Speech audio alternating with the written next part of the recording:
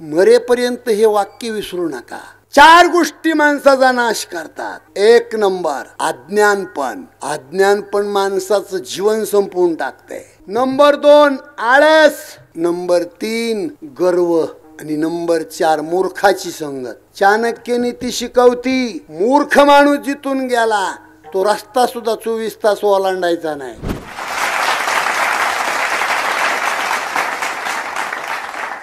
माणसाने दुसऱ्याला नाव ठेवण्यापेक्षा स्वतःची घाण काढावी। दुसऱ्याची निंदा माणसाने कधी करू नये आणि जो आपली निंदा करतो त्याला दिवसात एकदा चहा पाजावा। कारण आपली निंदा करणारा माणूस आपल्या माईपेक्षा श्रेष्ठ असतो। तुम्ही म्हणाल कसा? लेकरानं संडास केली ताई खापर खुटीनं काढती, निंदा करणारा तोंडानं काढितो, श्रेष्ठ कोण? वाह वाह।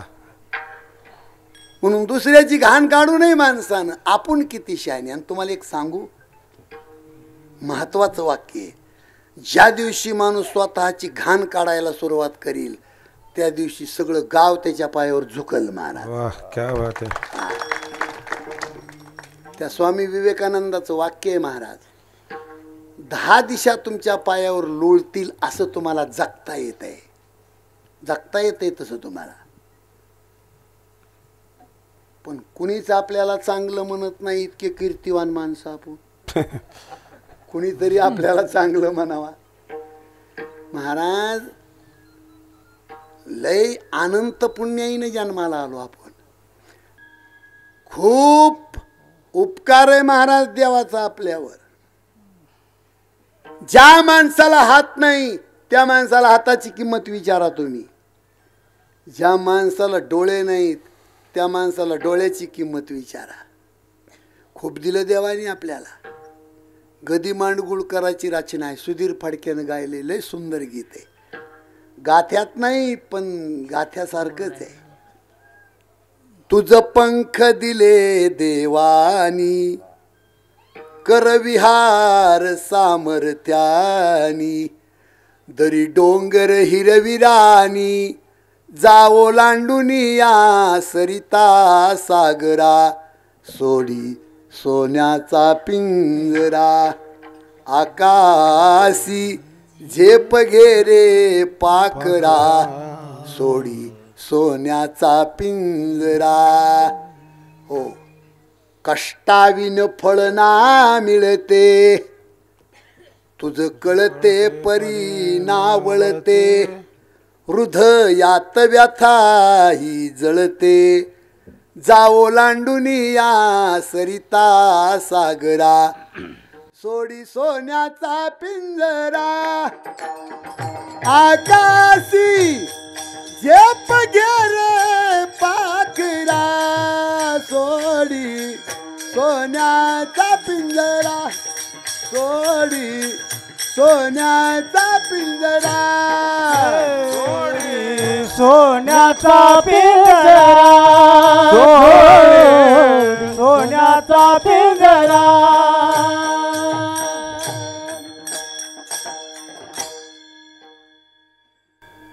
चार गोष्टी माणसाचा नाश करतात।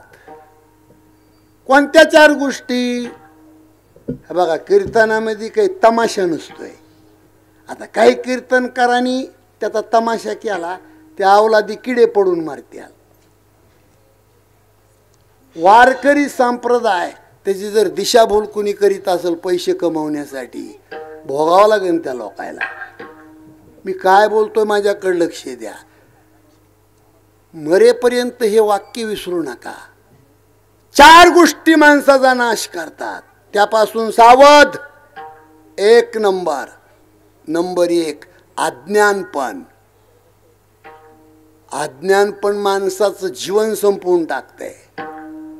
नंबर 2 आळस, आळस। नंबर 3 गर्व आणि नंबर 4 मूर्खाची संगत। या 4 गोष्टी माणसाचं जीवन संपवून टाकतात महाराज। 200-400 किलोमीटरहून आलो, तुमची करमणूक करण्यासाठी आलो नाही। चाणक्य नीती शिकवती, मूर्ख माणूस जिथून गेला तो रस्ता सुद्धा 24 तास ओलांडायचा नाही. मला वाटतं मराठी कळत नाही ना इकडं. काय म्हणलं मी? नालायक माणूस जिथून गेलाय तो रस्ता सुद्धा 24 तास ओलांडायचा नाही. चाणक्य नीती बाबा शिकवती. चाणक्य नीती. सापाच्या दातामध्ये विष आहे, माशीच्या मस्तकात विष आहे, विंच्याच्या नांगीत विष आहे, मूर्ख माणसाच्या सगळ्या रक्तात विष आहे. सकाळी सकाळी कावळा उठला आणि राजहंस पक्षाच्या घरी चहा प्यायला गेला. बिन बोलविता. गावात बी तसे काही माणसं असते. सकाळी आंघोळ केली आणि गंधाचा पटा वाढला की बिन बोलविता 4-2 घरं घेत. अहो 10 वेळेस बोलवलं माणसानी तर जाऊ नये कोणाच्या घरी. असं वजनदार जीवन पाहिजे. कुणाला तरी आपली भूक लागावा असं माणसाने जीवन जगलं पाहिजे. हो, हिंदीमध्ये म्हण आहे, जिस घर पर आदर मान नहीं उस घर पर जाना ना चाहिए. चाहे लड़का कितना भी प्यारा हो उसे सिर पर बिठाना ना चाहिए. जिस घर पर आदर मान नहीं उस घर पर जाना ना चाहिए. चाहे लड़की कितनी भी प्यारी हो उसे घर घर घुमाना ना चाहिए. जिस घर पर आदर मान नहीं उस घर पर जाना ना चाहिए. चाहे भैया कितना भी दुश्मन हो उसे भेद छुपाना ना चाहिए. जिस घर पर आदर मान नहीं उस घर पर जाना. जाता जाता ओघाने आलं म्हणून गाड्या माणसाला सांगतो, सुज्ञ पुरुषांनी मनातली गोष्ट घरात बाईला कधी सांगू नये. आणि हे सुद्धा शहाण्या महाराजांनी त्यांच्या देखत इथं सांगू नये.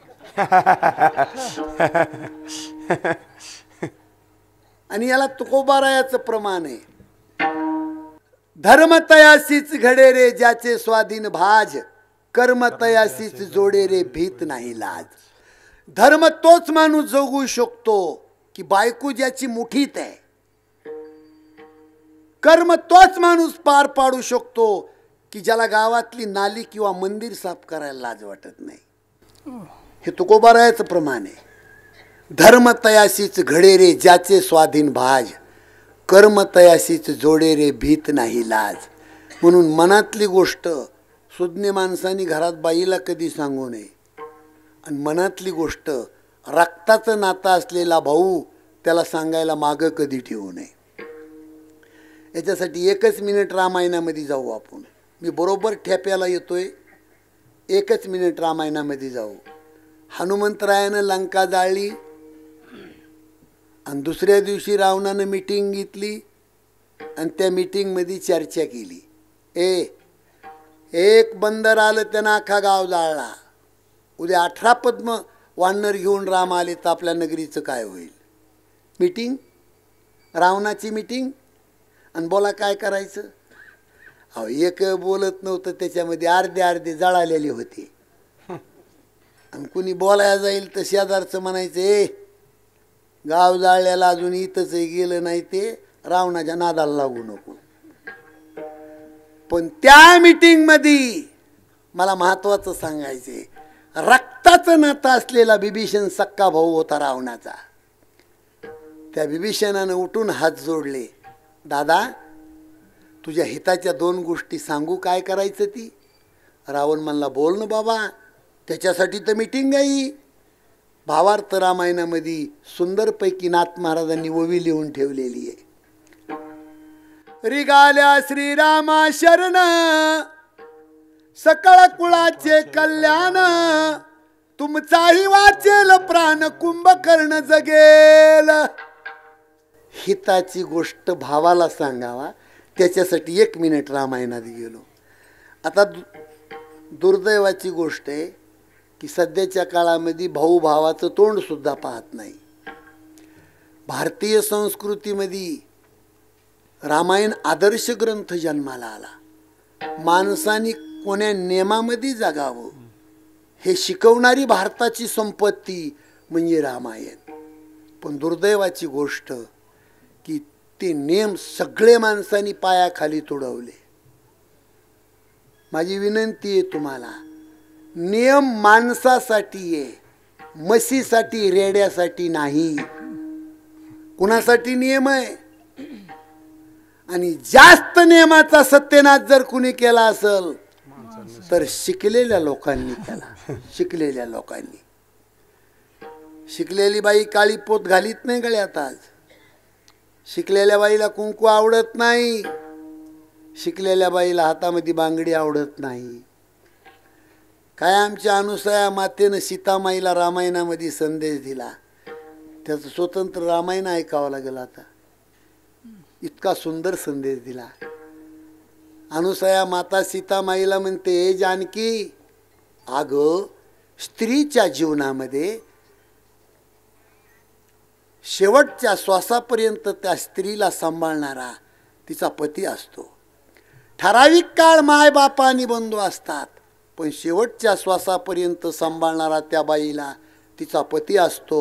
म्हणून प्रत्येक स्त्रीने आपल्या पतीला देव समजून त्याची सेवा करावी.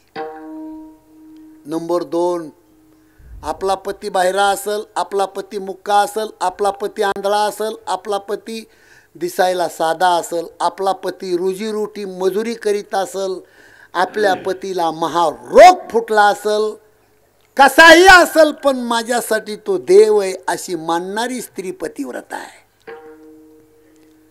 नंबर 3, अनुसया मातेनं सीतामाईला पतिव्रता स्त्रीचा धर्म शिकवताना पतिव्रता स्त्रीच्या 4 खाणी सांगितल्या. उत्तम पतिव्रता, मध्यम पतिव्रता, कनिष्ठ पतिव्रता, सामान्य पतिव्रता. उत्तम पतिव्रता कुणाला म्हणतात? स्वप्नामध्ये सुद्धा आपला पती सोडून इतर पुरुषाचा चेहरा पाहत नाही. नजर चुकीने जर तिच्या स्वप्नामध्ये देव आला तर देवाला म्हणती, कोण तू? देव म्हणतो, मी जगाचा मालक आहे. ती स्त्री म्हणती, तू देव तुझ्या घरचा. जर मला भेटण्याची तुझी इच्छा असेल तर माझ्या मालकाचं रूप घेऊन ये, मी तुझं दर्शन घेते. हाय लेवलची पतिव्रता. नंबर 2 ची पतिव्रता करती मालकावर प्रेम, पण बापासारखं, भावासारखं. नंबर 3 ची पतिव्रता करती मालकावर प्रेम, पण घरातल्याचा दबाव म्हणून करती आणि वेळेचा अभाव म्हणून करती. 4 नंबरच्या स्त्रीचं वर्णन करायला माझं थोबाड पुरत नाही. पण अनुसया मातेनं स्त्रीच्या जातीला धर्म शिकवला. तो धर्म शिकलेल्या बायांनी पायाखाली तुडवला. माझी विनंती आहे महाराज, सोन्याच्या ताटामध्ये जेवावं असं वाटत असेल तर माणसाने नियम आपल्या हृदयाला बांधून जगावं. त्या माणसाचं कल्याण नाही झालं तर मला विचारा तुम्ही. हे कुठून मी तुम्हाला बोलत गेलोय, कुठून बोलत गेलोय? अज्ञान माणसाला संपवून टाकतंय, आळस माणसाला संपवून टाकतोय. गर्व गर्व गर्व. तुम्हाला सांगू मी, ज्या माणसाला मोठं व्हायचंय त्या माणसाने लहान होऊन जगायचंय. एखाद्या श्रीमंताच्या लग्नामध्ये किंवा एखाद्या गरीबाच्या लग्नामध्ये जर तुम्ही गेलात तर इस्त्रीचे कडक कपडे घालून पाटीलकी करण्यापेक्षा त्या मंडपमध्ये जाऊन हातामध्ये झाडू घ्या आणि गरीब मुलीचा तो लग्नाचा मंडप झाडून काढा. मुलीला वाट लावताना त्या मुलीचा बाप मुलीसाठी रडणार नाही. या दादानं माझ्या लेकराच्या लग्नामध्ये मंडप झाडलाय म्हणून त्याला धरून ढोरासारखा रडल. ही माणसाची खरी श्रीमंती आहे महाराज. म्हणून ज्ञान पंचवटीच्या ठिकाणी लक्ष्मणाने जे रामाला 5 प्रश्न विचारले त्याच्यातला पहिला प्रश्न आहे ज्ञान. स्वतःच्या स्वरूपाची ओळख ही प्रत्येक माणसाला झाली पाहिजे. आध्यात्मिक शक्ती सांगितली इथं. स्वामी विवेकानंदाचे 4 वाक्य आहेत. शारीरिक बल, बौद्धिक बल, आध्यात्मिक बल आणि नैतिक बल. माणसाकडे काही असल नाही तर नसल, पण माणसाचं नेचर चांगलं पाहिजे. माणसाला मोठं कोण बनवतं महाराज? काय म्हणणं आहे तुमचं? आपलं हे कीर्तन नाही, घरातली चर्चा आहे. मला महाराज म्हणून समजायचंच नाही तुम्ही. माझा प्रश्न आहे तुमच्या समोर. ज्या माणसाला घर मोठं बनवायचंय त्याच्याकडे काय पाहिजे? काय पाहिजे त्याच्याकडे? त्याची नियत साफ पाहिजे, एवढंच पाहिजे त्याच्याकडे. ज्या माणसाची नियत साफ आहे त्या माणसाच्या घरामध्ये लक्ष्मी सहित देव नांदतो महाराज. भ्यायचीच गरज नाही. माझा अनुभव आहे. मी इथं कीर्तन करतो. 13 वर्षाचा होतो. पेनच घ्यायला पैसे नव्हते माझ्या आईकडं आणि बापाकडं. पेनच 5 पैशाची. आणि माझ्या आईवडिलावर कर्ज होतं. शाळा बंद केली आणि मुंबईला जाऊन 1100 दिवस गटार खोदले लहानपणी मी. माझी आई आणि मी कर्ज फेडण्यासाठी 1100 दिवस मुंबईला होतो. 1100 दिवस म्हणजे 3 वर्षाचे 1100 दिवस होते. 13 वर्षाचा मुलगा हातामध्ये टिकाव घेऊन गटार खोदितो आणि आईने जर पाठीवरून हात फिरवला तर घामुळ्या फुटायच्या आणि ते रक्त माझ्या आईच्या हाताला लागायचं. 20 वर्ष झालं माझी आई मरण पावली. तिच्या हाताला लागलेला रक्ताचा डाग आजही आम्हाला स्वप्नामध्ये दिसतोय. स्वप्नामध्ये आजही दिसतोय. कसं विसरावा महाराज?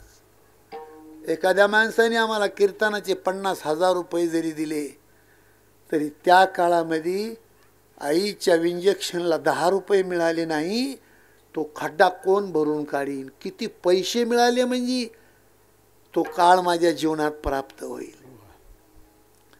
म्हणून माणसानी 1.5 पैसा आला म्हणजे माणसानी आधार चालायचं नाही कधी. जुने दिवस आठवायचे. अरे ज्या काळामध्ये आपल्या माईला लुगडं मिळालं नाही, बापाला गाठी गाठीचं धोतर मिळालं नाही, त्या घरातले माणसं आहेत आपण.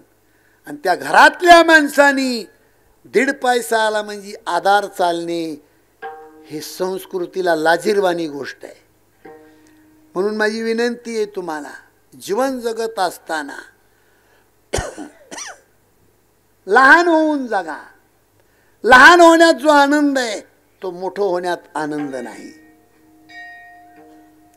दुःखच नाही महाराज. तुकाराम महाराज देवाला म्हणले, आम्ही स्वप्नात सुद्धा दुःखी नाहीत. दुःख ते कैसे नये स्वप्नासी. दुःख ते कैसे नये स्वप्नासी. भुक्ती मुक्ती झाल्या का मारी दासी. भुक्ती मुक्ती झाल्या का मारी दासी. त्याचे वर्म तू आम्हा पाशी. त्याचे वर्म तो आम्हा पाशी. सुखे राहिलासी प्रेमाची या मननी नाही काही चिंता. मननी नाही काही चिंता. सुखे राहिला ते प्रेमाची म्हणून राहील काही चिंता. म्हणून नाही काही चिंता.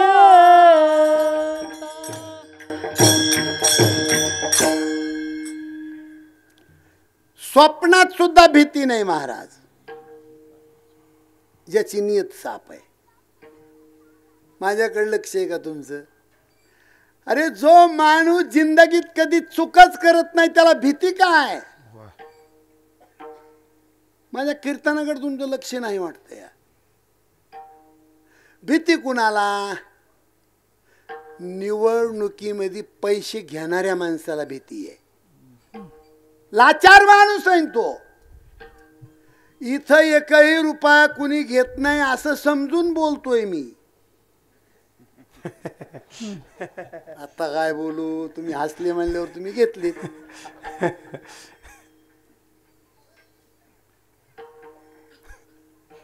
महाराज राष्ट्रसंत तुकडोजी महाराजांचा अभंग आहे. कधी येशील मन मोहना, हो कधी येशील मन मोहना, पाहण्या भारत आपुला पुन्हा, पाहण्या भारत आपुला पुन्हा. कधी येशील मन मोहना, कधी येशील मन मोहना, पाहण्या भारत आपुला पुन्हा, पाहण्या भारत आपुला पुन्हा. भारता ग्रहण लागले, भारता ग्रहण लागले, असे गुलाम जन हे झाले, असे गुलाम जन हे झाले. यई धावत धावण्या पुन्हा, पाहण्या भारत आपुला पुन्हा, पाहण्या भारत आपुला पुन्हा. कधी येशील मन मोहना, कधी येशील मन मोहना, पाहण्या भारत आपुला पुन्हा, पाहण्या भारत आपुला पुन्हा.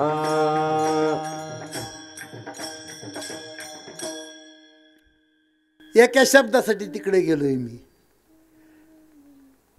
या भारतातला प्रत्येक माणूस गुलाम झालाय, गुलाम.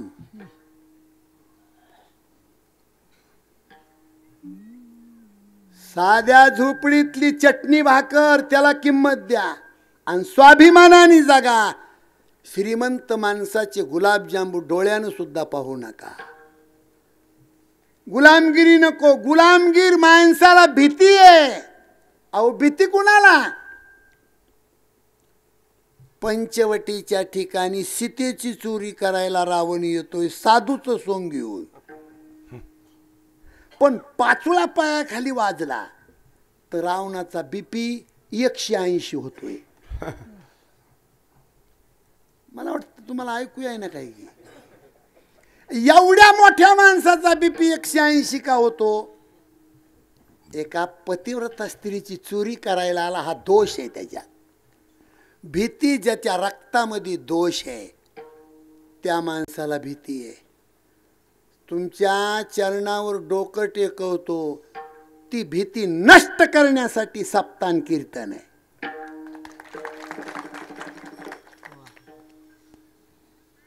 म्हणून ते अभंग म्हणलो मी. राष्ट्रसंत तुकडोजी महाराज. भारता ग्रहण लागले, असे गुलाम जन हे झाले. यई धावत धावण्या पुन्हा, पाहण्या भारत आपुला पुन्हा. किती मधुर तुझी बासरी, ऐकू दे एकदा तरी. यई धावत धावण्या पुन्हा, पाहण्या भारत आपुला पुन्हा.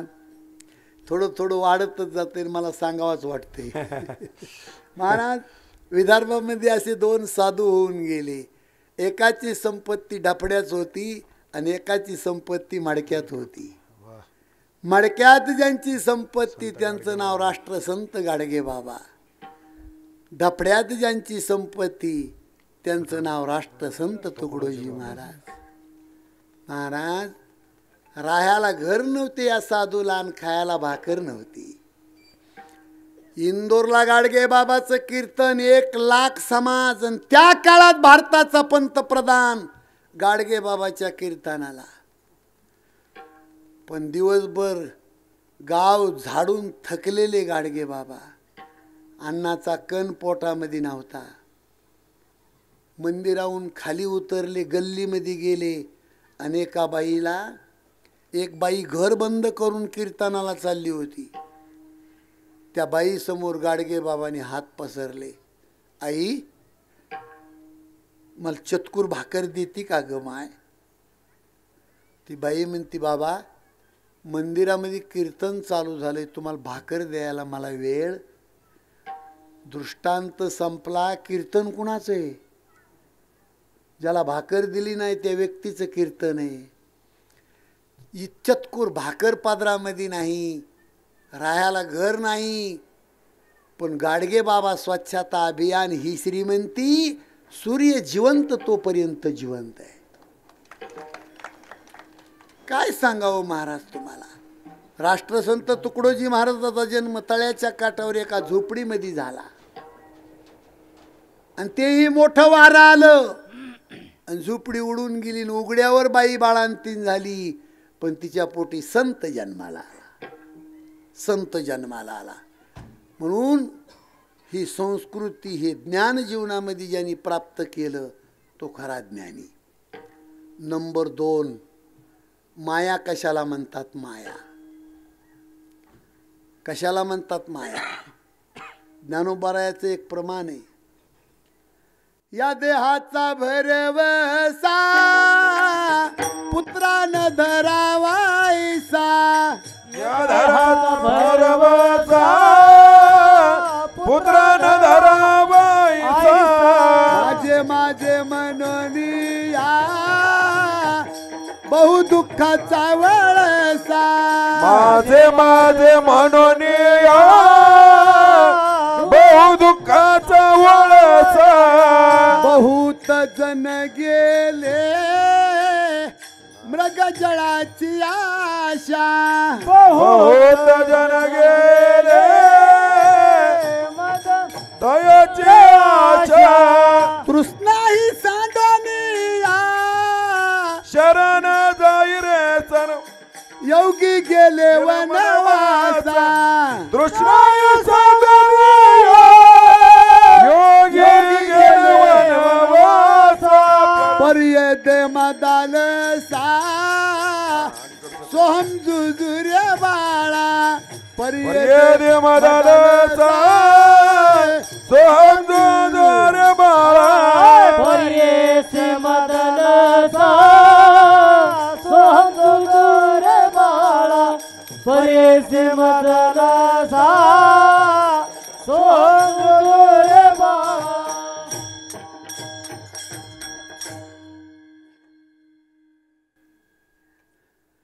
या देहाचा भरवसा पुत्रानं धरावायसा. माझे माझे म्हणून या बहु दुःखाचा वळसा. बहुत ठकियले मृग जळाची आशा. तृष्णा ही सांडोनिया योगी गेले वनवासा. पर्यदे मदालसा सोहम जुजुरे बाळा. काय झालं महाराज? जनकराजे सोन्याच्या ताटामध्ये जेवले आणि सोन्याच्या कॉटवर झोपले. पण झोपल्यावर जनक राजाला, गाढ झोपल्यावर स्वप्न भिकाऱ्याचं पडलं. स्वप्नामध्ये जनक राजा भिकारी झाला. वाकडी तिकडी काठी, मळालेल्या कपड्यांनी डोकं गुंडाळे, हातामध्ये नरूट, पायात तुटकी चप्पल, आणि गल्लीमध्ये भीक मागतो राजा जनक. झोपलाय कशावर? कशावर झोपलाय? सोन्याच्या घाटावर. माझा प्रश्न आहे तुम्हाला, सोन्याच्या कोटवर झोपणाऱ्या माणसाला भिकाऱ्याचं स्वप्न का पाडावा? काही उत्तर असलं तर द्या बाबा, मी राहतो 7-8 रोजी इथं. झोपलाय कशावर? जेवलाय कशात? सोन्याच्या कोटवर झोपणाऱ्या माणसाला भिकाऱ्याचं स्वप्न का पाडावा? त्याचं एकच उत्तर आहे महाराज, कितीही देवानं दिलं तरी मन भरत नाही, त्याच्या इतका भिकारी माणूस जगात नाही. हेच उत्तर आहे त्याचं. रडतच उठले राजे जनक आणि पश्चाताप झाला. अष्टप्रधान बोलवून घेतले. ए, सोन्याच्या ताटात जेवलो, सोन्याच्या क्वाटवर झोपलो, पण झोपल्यावर भिकाऱ्याचं स्वप्न पडलं. सोन्याची क्वाट खरी का स्वप्नातला भिकारी खरा, याचं मला उत्तर पाहिजे. आवाज क्लिअर करा थोडा. उत्तर योग्य आलं तर कामावर ठेवील, नाही तर घरी पाठवील. 7 दिवसात 7 प्रधान घरी गेले. कुणी म्हणायचं स्वप्न खरं, कुणी म्हणायचं सोन्याची क्वाट खरी. पण 8वा प्रधान घरी येऊन निघणार आपल्या मुलाला म्हणतो, बाळ, राजाचा कठीण प्रश्न आहे, काय उत्तर देऊ? मुलानं सांगितलं, बाबा, ड्युटीवर आज मी जातो, तुम्ही घरी थांबा. आणि बापाच्या बदलीवर मुलगा आला. त्या मुलाचं नाव आहे अष्टवक्र. इकडे लक्ष दे रे, इकडे लक्ष दे. तो मुलगा आल्याबरोबर राजा म्हणतो, बाळ, माझा कठीण प्रश्न आहे, तू कसा उत्तर देशील? त्या मुलानं सांगितलं, महाराज, वाकून नमस्कार केला. कारण ज्ञान माणसाचं नम्रतेनं शोभत असतंय. बोला ना महाराज.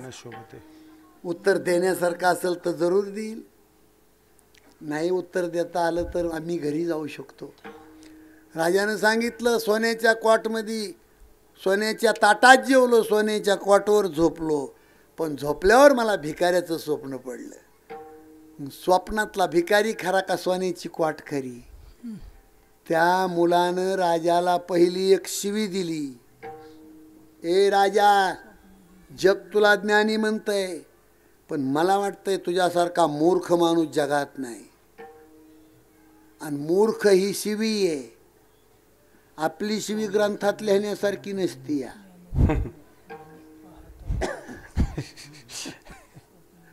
अहो, जनक राजाचा बीपी वाढला. महाराज, अरे बाळा, असं का बोलतो तू? त्यावेळेला त्या मुलानं सांगितलं, महाराज, राजा, स्वप्न तर खोटच आहे, पण जगातलं जे जे डोळ्यांनी दिसतंय हे सुद्धा खोटच आहे. अरे राजा, जे डोळ्यांनी दिसत नाही ते ईश्वरी तत्व आहे, ते कधी खोटं नसते. ज्याच्यातून नादाला लागलास, ही सगळी माया आहे. ही काय आहे?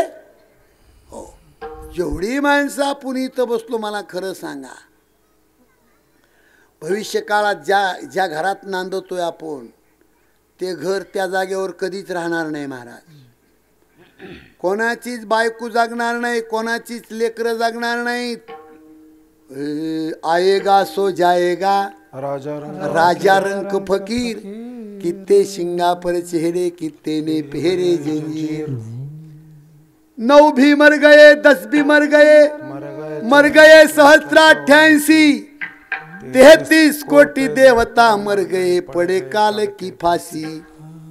पीर मर गए, पैगंबर मर गए हाकिम रोगी, जपी तपी सन्यासी मर गए दिन जिंदा जोगी. 3 लोग पर छत्र विराजे, लोटा कुंज विहारी, कहत कबीरा सो भी चले गए, रहत कोण बिचारी. मृदंग इतका सुंदर वाजवते ते, पण ते गायन काम अजून माझ्या कीर्तनात आलंच नाही. कधी कधी असे विषय येतात की नुसतं व्याख्यानच करतो आहे, पण आता काहीतरी म्हणतो तुमच्यासाठी. माणसाने सर्व विसरलं तर चालेल, पण स्वतःचं मरण कधी विसरू नये. मरण का विसरायचं नाही हो? त्याचं एकच कारण आहे, ज्या माणसाला वाटतंय मी मरणार आहे, तो माणूस रस्ता चुकून जगत नाही महाराज. म्हणून हिंदी मध्ये म्हण आहे, बुरा किसी को मत कहो, खुद बुरा हो जाएगा. अरे ये मट्टी का पुतला एक दिन मट्टी में मिल जाएगा.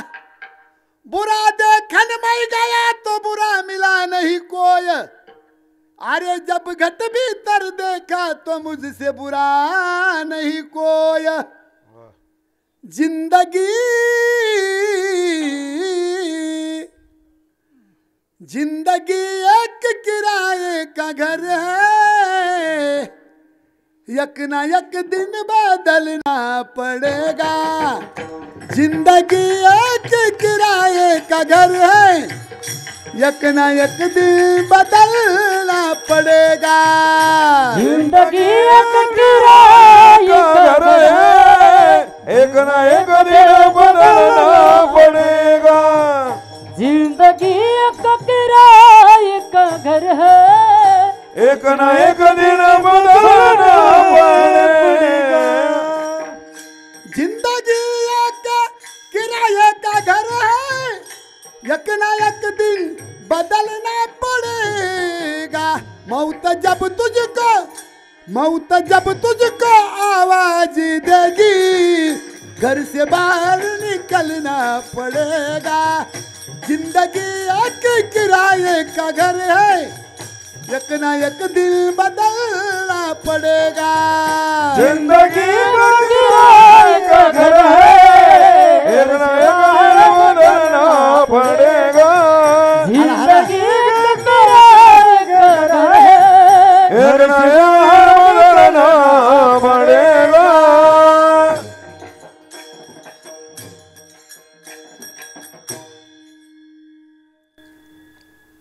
आणि खूप सुज्ञ माणसं आहेत बाबा, मला लागेल तेवढा आवाज मिळतोय तुमच्याकडून, नाही तर पेटी कीर्तनात वाजूनच देत नसतोय मी, लय बाबा.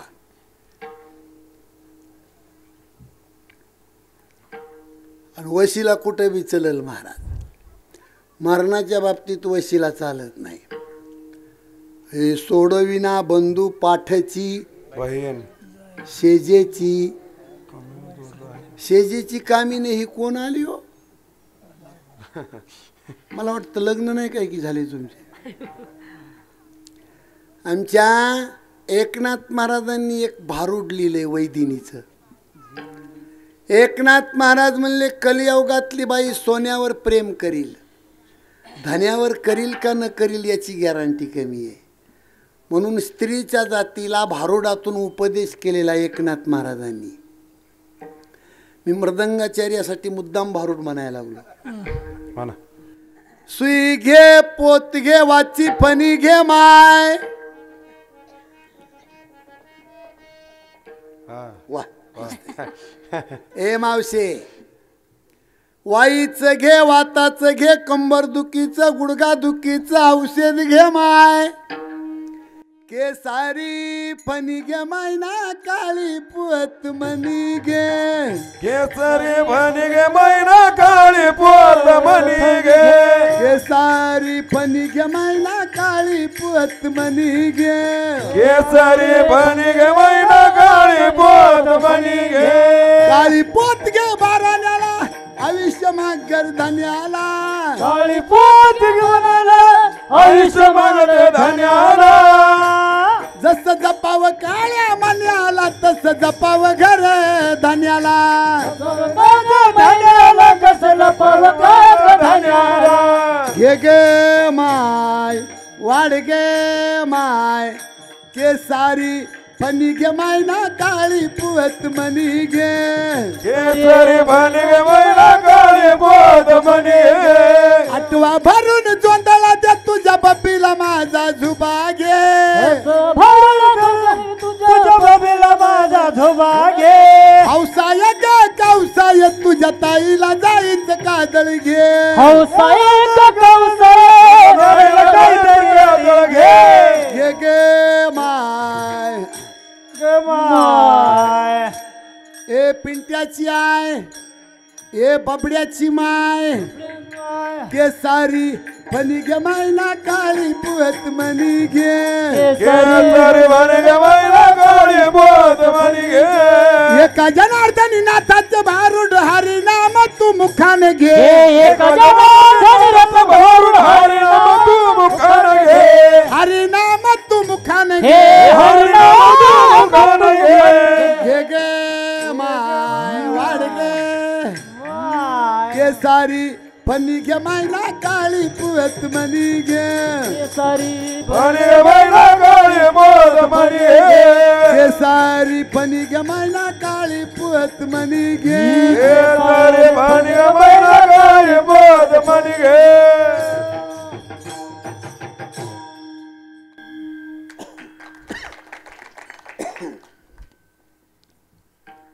आराम के है सब संग साथी जब वक्त पड़ा तब कोई नहीं मतलब के है सब लोग इसी दुनिया में किसी का कोई नहीं जब टिकट मिला है ऊपर का डेरा किया स्मशानों में वहाँ जलाने वाले लाखों थे जलने वाला कोई नहीं शेवटच्या वेळेला कोण आहे महाराज आपल्याला म्हणून आपुली आपण करा सोडीवन आपुली आपण करा सोडवन आपुली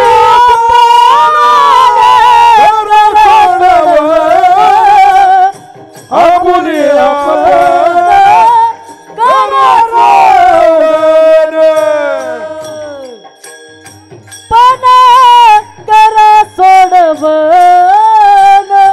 आपुली आपण करा सोडवन आपुली आपण करा सोडवन आपुली आपण करा सोडवन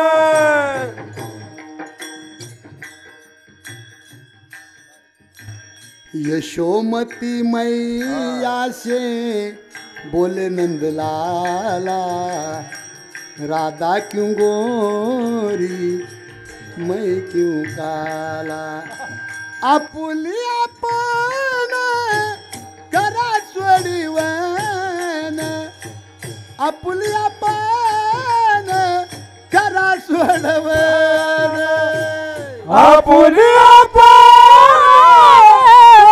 सोडवन आपुली आपण करा सोडवना संसार बंधन तोडावेगी संसार बंधन तोडावेगी संसार बंधन तोडावेगी संसार बंधन तोडावेगी आपुली आपण करा सोडीवन आपुली आपण करा सोडीवन आपुली आपण करा सोडीवन आपुली आपण करा सोडवन आपुली आपण करा सोडवन आपुली आपण करा सोडवन आपुली आपण करा सोडवन आपुली आपण करा सोडवन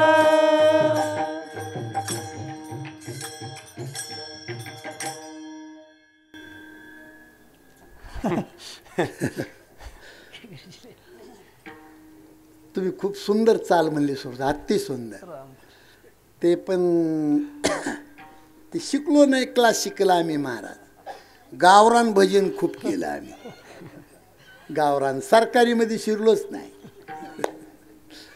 पण गावरान भजन महाराज 40 वर्ष केलं किती ऐकू येणार तुम्हाला माझं वय आता 54 वर्षाचे पण आजही काकडा करतो आम्ही काकडा करतो आजही महाराज जगातली सगळ्यात मोठी श्रीमंती म्हणजे भजन आहे भजन त्याही भजनात सगळ्यात मोठी श्रीमंती काकडा आहे क्या बात है हो देश वेसनो हे माझा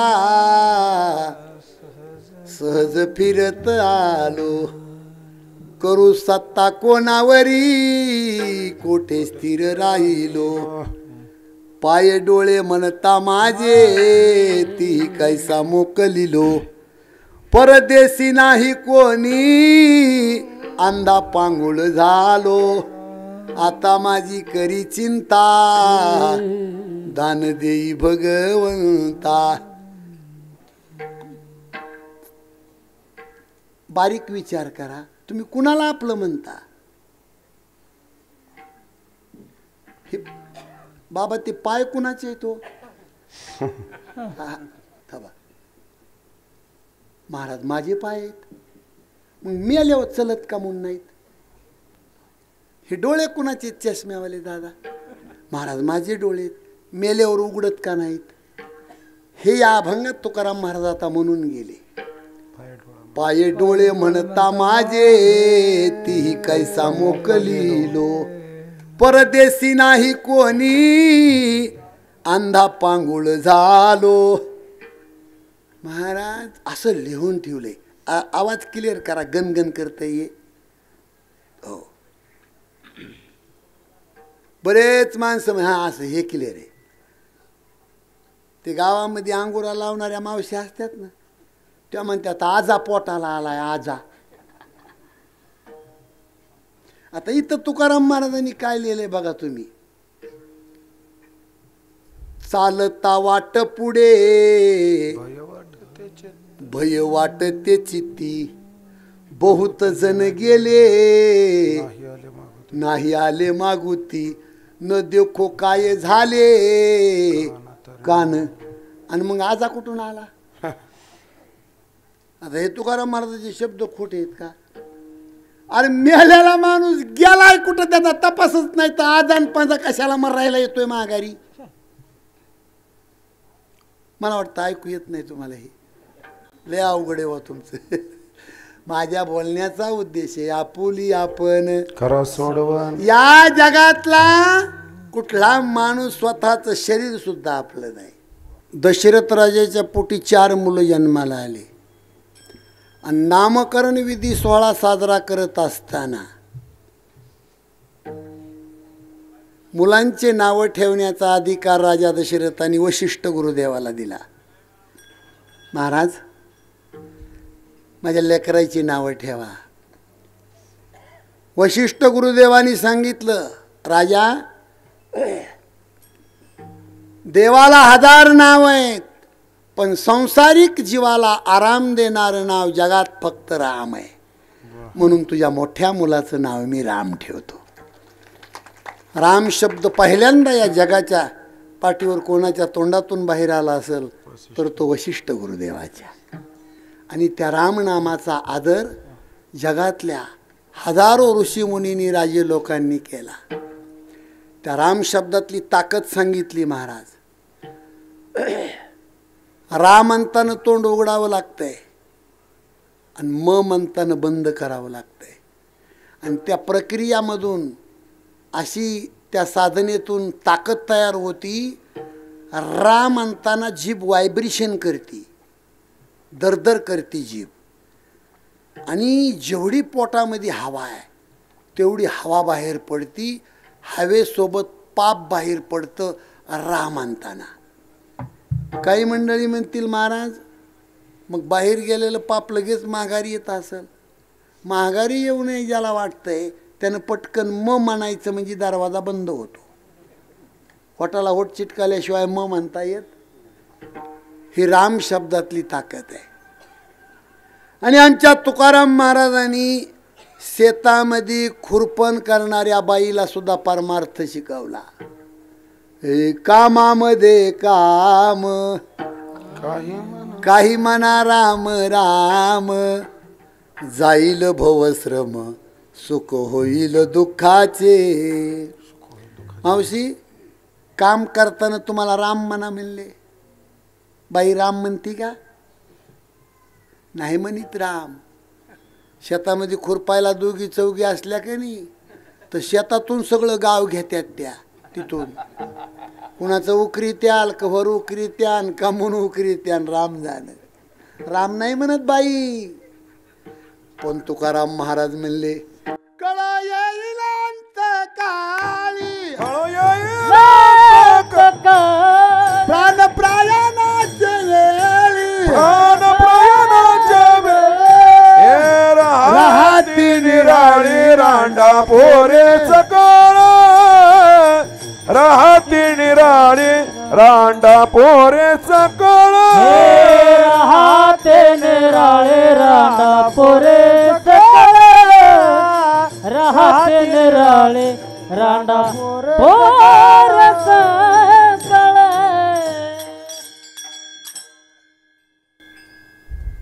सीता स्वयंवराच्या आदल्या दिवशी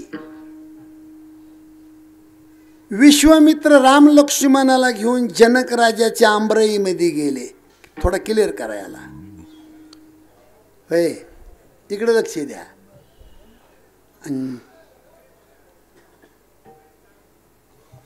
सीता जिंकण्यासाठी जगातले राजे लोक आले होते. पण जनक राजाला कळालं की विश्वामित्र 2 राजकुमार घेऊन आंबराईत आलेत.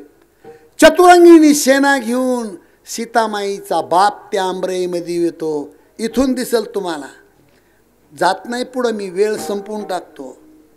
पण विश्वामित्राच्या इकडून राम बसले होते, इकडून लक्ष्मण बसले होते. आणि जनक राजानं जाऊन रामाचा चेहरा पाहिला आणि मुरक्या मुरक्या हसले. कसे हसले, कसे पाहिले, इकडे लक्ष द्या.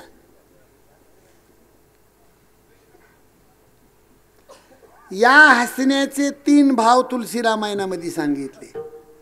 जनक राजा मनामध्ये म्हणले, काय सुंदर देखणा मुलगा आहे, असा मुलगा माझ्या पोटी जन्माला यायला पाहिजे होता. पण मी दुर्दैवी माणूस, किमान असा शिष्य तरी, शिष्य बी नाही, असा जावाई तरी मला मिळावा. म्हणून जनक राजा मुरक्या मुरक्या हसत होते. कशासाठी सांगितलं हे? रामाचं देखणे पण हे साजिरं होतं. इथं साजिरा शब्द वापरला आहे. राम कृष्ण नामे हे दोन्ही साजिरे. साजिरं कशाला म्हणते तर, अहो जसं नाव असेल तसं माणसानं जगावं लागतं. नाही तर नाव तुकाराम आणि तुकाराम बारच्या दुकानात ए हे रे तुकाराम,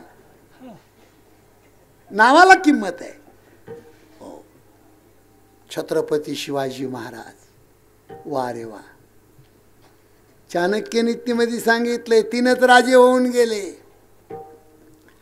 भगवान श्रीकृष्ण, चाणक्य आणि छत्रपती शिवाजी महाराज, या जगात 3च राजे होऊन गेले. वयाच्या 16व्या वर्षी हातामध्ये नंगी तलवार घेतली. वयाच्या 28व्या वर्षी, 30व्या वर्षी, 32व्या वर्षी भरपूर शत्रूचा समाचार घेतला. वयाचे 51 वर्षे जगला. पण 51 वर्षापैकी 35 वर्षे काट्या कुपाट्यात काळकुट्टा अंधारात जगला. असा जगाच्या पाठीवर एकच हिरा झाला, छत्रपती राजा शिवाजी. आपलं टाळ्या वाजवून भागत नाही महाराज. लहानपणी गाणं म्हणायचो मी, 16 वर्षाचा रपठा शिवाजी लढलाय मोगलाशी, आज कालचा रपठा दडतोय बायकोच्या बगला पाशी. कुत्रा भुकतो र भिवून पळतो म्हणे आधी त्याला धरा, जग उलटच झालं ऐका जगाची तारा. झालं खऱ्याचं खोटर न्याय जगातून पळाला, चोर खुशाल सुटतोय संन्यासी जातोय तळाला. गाथा नाही हो, लहानपणी गाणं शिकलो होतो मी. महाराज, वाघासारखं जीवन जगल्याच्या नंतर त्या नावाला किंमत येते. नाही तर मायबापानं ठेवलेलं नाव नरकात घेऊन जातंय. नरकामध्ये करमणूक म्हणून ऐकू नका. म्हणून 1000 नावं देवाला होते, पण हे 2च नावं का घेतले तुकाराम महाराजांनी? हे साजिरे होते. संपूर्ण जग भुलवायचं काम भगवान श्रीकृष्णांनी केलं. कैसी भूल पडली हरीची माझी या मनाला, माझी या मनाला बाई वेड गवळणीला. कैसी भूल पडली हरीची माझी या मनाला. किती गवळणी आहेत आणि ओरिजिनल गवळणी आहेत, पण वेळ संपला. या दोन देवाची नावं हृदयामधून जर तुम्ही जपले तर संसाराच्या बंधनातून तुम्ही मुक्त होणार.